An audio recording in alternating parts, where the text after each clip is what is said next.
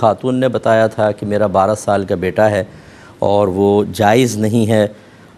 میں شوہر کو سچ بتانا چاہتی ہوں لیکن میں ڈرتی ہوں کہ کہیں مجھے طلاق نہ دے دیں، کیا حکم شرع ہوگا؟ تو ہم نے آپ کو سمجھایا تھا، مختصر تو یہی تھا کہ جو سابقہ زندگی میں ہو گیا اور غلط ہوا، آدمی کو اس پہ نادم ہونا چاہیے، شرمندہ ہونا چاہیے، اللہ تعالیٰ کی بارگاہ میں کامل توبہ کرنی چاہیے۔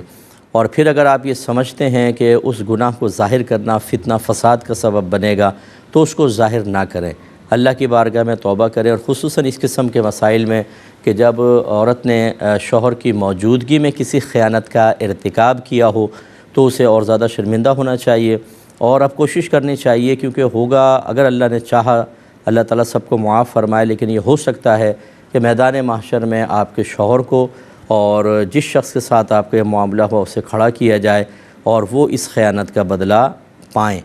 اور اس میں پھر رسوائی کا معاملات ہیں۔ تو اللہ تعالیٰ سے پردے کی درخواست کریں کہ اللہ دنیا میں پردہ رکھا، آخرت میں بھی، لیکن بتانا نہیں چاہیے۔ جب اللہ نے پردہ رکھا تو پردہ رکھیں۔ ہاں، اپنے شوہر کے لیے ایصال ثواب کثرت سے کریں، جو بھی نیکی کریں آپ دعا کریں اللہ تعالیٰ اس کا ثواب میرے شوہر کو بھی پہنچ جائے، ان کے لیے کوئی ثواب جاریہ کریں، ان کے لیے دعائے بخشش و مغفرت کریں، تاکہ بہت سارے احسانات آپ کی اس شکل میں ان کے پاس جمع ہو جائیں اور میدان محشر میں اللہ تبارک و تعالیٰ انہیں آپ سے راضی فرمائے۔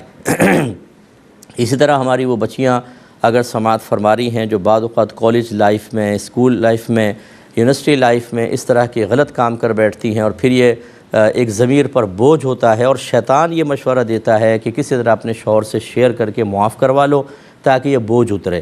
پھر وہ بوجھ اترتا نہیں ہے بلکہ اور چڑھ جاتا ہے۔ ایک سسٹر نے مجھے بتایا کہ ان کے شوہر نے ان سے کہا کہ چلو اگر تمہارے کچھ افیئرز تھے تو میں واضح میں تم بتاؤ، جو میرے تھے میں بتاؤں۔ پہلے کہا چلو میں بتا دیتا ہوں، ایک دو بتا دی، اس لڑکی کو ہمت پیدا ہوئی، اس نے بھی کچھ چیزیں ذکر کر دیں، شوہر غصے میں آ گیا اور اس کو طلاق دے دی۔ تو پھر اس قسم کے مسائل ہوتے ہیں۔ آپ کی ایک نارمل لائف گزر رہی ہے، اللہ کا شکر ادا کریں، چاہے مرد کتنے ہی وسیع ذہن کا اپنے آپ کو ظاہر کرے، لیکن مرد مرد ہوتا ہے، عورت عورت ہوتی ہے، اور مردوں کی غیرت میں نے اس معاملے میں بہت زیادہ دیکھی ہے۔ ایک دفعہ ذہن میں خیال آ جائے کہ میری زوجہ نے چیٹنگ کی ہے، اس کے بعد وہ نارمل لائف نہیں گزار سکتا، اس کے جذبات میں، اس کی فیلنگز کے اندر وہ مضبوطی نہیں رہے گی، وہ گہرائی نہیں رہے گی، بلکہ وہ ہر لمحہ یہ سوچے گا، شیطان بلکہ ڈالے گا کہ یہ تیرے ساتھ اب بھی چیٹ کر رہی ہوگی، کیا پتہ۔ تو اس طرح اپنی ازدواجی زندگی کو خراب کرنا بالکل درست نہیں، اور نہ اسی طریقے سے کوئی بھی کسی سے اپنے گناہ کو شیئر کرے۔ یاد رکھیں جب اللہ نے پردہ رکھا ہے تو اپنے گناہ کا اظہار بھی گناہ ہوتا ہے۔ بعض اوقات ہم اپنے فرینڈز کے درمیان، اور خاص طور پہ لڑکیاں ایک دوسرے سے اپنے گناہ شیئر کر رہی ہوتی ہیں، مجھ سے ایسا ہو گیا ایسا ہو گیا، ہرگز نہ بیان کریں، بالکل خاموش۔ چاہے کوئی اپنا بیان کر رہا ہو اس کو منع کریں کہ بھئی نہ کریں، اور کوئی کر کے یہ کہے کہ ہم نے تو بتا دیا تم بھی بتاؤ، دیکھو چھپاؤ نہیں، آپ بالکل نہ بتائیں، خاموش رہیں، اور اللہ تعالیٰ نے پردہ رکھا تو پردہ رکھیں، ورنہ بتانا بھی گناہ ہے۔ اور ہم نے دیکھا ہے کہ بعد میں بہت سارے لوگ بلیک میلنگ بھی کرتے ہیں۔ ایک بھائی نے پوچھا کہ عورت خوشبو کیسی لگائے اور مرد کی خوشبو کیسی ہونی چاہیے؟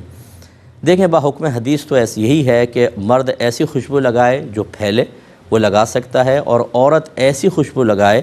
جس کا رنگ تو ظاہر ہو لیکن خوشبو بہت زیادہ نہ پھیلے۔ کوئی بھی ایسی خوشبو جو اس زمانے کے اندر ہوگی، یقینی سی بات ہے زمانے کے اعتبار سے خوشبوئیں مختلف ہوتی ہیں۔ بعض لوگ اس قسم کے جواب سن کے مذاق اڑانا شروع کر دیتے ہیں، یعنی انہیں اور کوئی دلچسپی نہیں ہوتی، حدیثوں کا مذاق اڑائیں،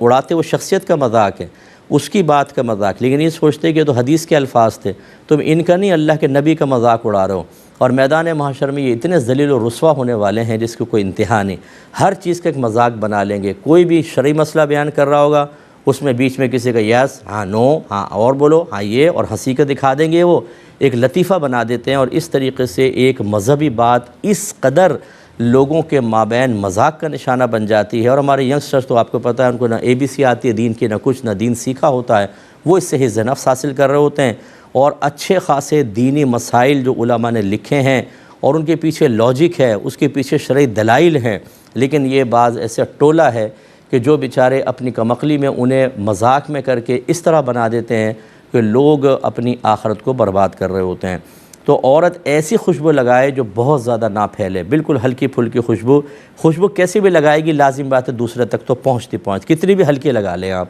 مراد یہ کہ بہت زیادہ نہ پھیلے، ایسی خوشبو لگائیں۔ اور اس میں بھی ایک تفصیل یہ ہوتی ہے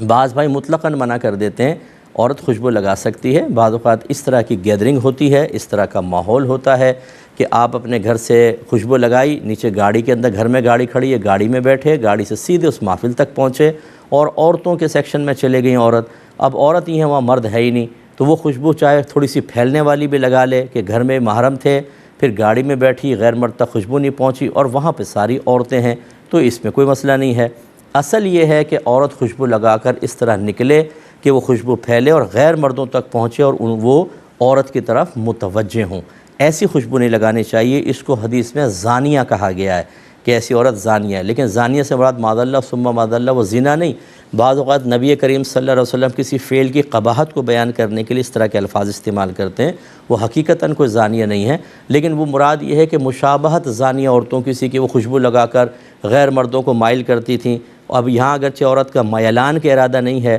لیکن پھیلنے والی خوشبو لگائی، اس لیے اس میں احتیاط کریں۔ یہ بہن نے فرمایا کہ یہاں جب ہمارے وفات ہوتی ہے تو بیوہ کو فوراً سفید نئے کپڑے، سفید جوتیاں وغیرہ پہنائی جاتی ہیں، کیا حکم شرع ہے؟ دیکھیں شریعت ان چیزوں کا کوئی تلقین نہیں کرتی ہے، بلکہ زینت اختیار کرنا عورت کے لیے ہر طرح منع ہوتا ہے۔ وائٹ کپڑا بھی اگر بہت زیادہ شوخی والا ہو، ریشم والا ہو، تو اس میں بھی ایک زینت کا معاملہ ہو سکتا ہے۔ عورت کو تو چاہیے کہ جیسے شوہر فوت ہو وہ عدت اور سوگ دونوں منائے۔ عدت کا مطلب تو ہے نکاح سے رک جانا، اور سوگ کا مطلب ہوتا ہے اظہار غم۔ 4 ماہ 10 دن تک وہ نہ کوئی میک اپ کرے گی، نہ کوئی مطلب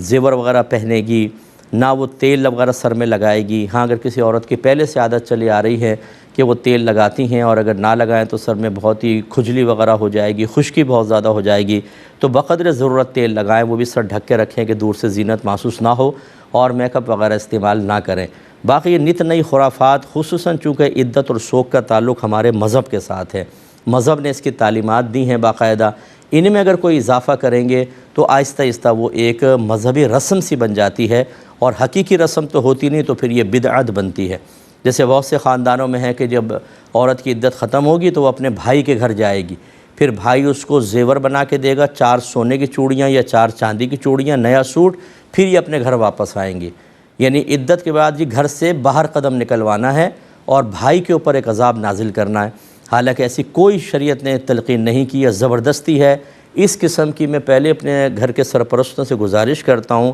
اس قسم کی بدعتوں کو ختم کریں جو مذہب اسلام کی روح کو تباہ کرنے والی ہیں۔ نئی نئی چیزیں کر کے اپنے بچوں کے سامنے پیش کر دیں کہ بیٹا یہ ہمیں کرنا ہے، اصل دین کہاں ہے وہ بچوں کو پتہ ہی نہیں ہے۔ بالکل غلط دین، اپنے پاس سے ایجاد کردہ چیزیں اپنے گھر میں رائج کرنا، یہ گھر کے سرپرست کی ذمہ داری ہے۔ یا ایھا الذین آمنوا قوا انفسکم واہلکم نارا وقودھا الناس والحجارہ، اے ایمان والو اپنے آپ کو، اپنے گھر والوں کو جہنم کی اس آگ سے بچاؤ جس کا ایندھن آدمی اور پتھر ہے۔ اس قسم کی ہر خرافات کو ختم کریں، چاہے پورا خاندان ناراض ہو جائے، بولے ہو جاؤ ناراض، ہم یہ خرافات نہیں کریں گے، ہمارا مذہب جو نہیں کہتا ہم وہ نہیں کریں گے۔ اس قسم کی چیزیں کر کے، اب بھائی بیچارہ غریب آدمی ہے، 4 سونے کی چوڑیاں بناؤ، وہ نہیں ہے تو چاندی کی چوڑیاں بناؤ، ایک جوڑا بناؤ، نہیں کرو گے تو ہم ناراض ہو جائیں گے، یہ کیا چیز ہے؟ تو ان چیزوں سے بالکل بچیں۔ تو یہ سفید جوتی ووتی کرنے کی کوئی حاجت نہیں ہے، بالکل غلط ہے۔ بہرحال اگر کوئی نہ مانے، آپ جھگڑا نہ کریں، خود علیحدہ رہیں اور اپنے گھر میں ان چیزوں کو رائج نہ کریں۔ So this Ramadan, let your generosity be the gift of change. Join us